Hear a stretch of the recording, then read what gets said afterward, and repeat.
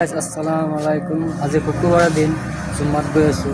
চবেই জুম্মা পঢ়িব লাগে, যিমান মুছলিম ভাই ভনী আছে চবেই জুম্মা পঢ়িব। আমি এতিয়া ঘৰৰ পৰা ওলালোঁ, গৈ আছোঁ মছজিদত নমাজটো পঢ়ি আহোঁ। ওলাই গ'লোঁ ইছলামপতি চাইনবোৰ্ড, এই ইছলামপতি মছজিদটো,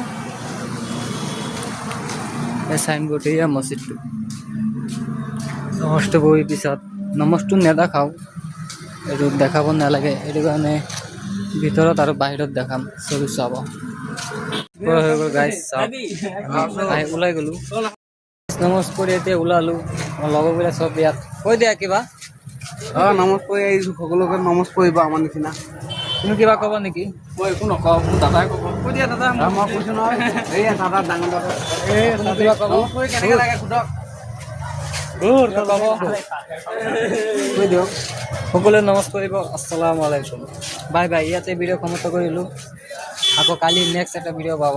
বাই বাই।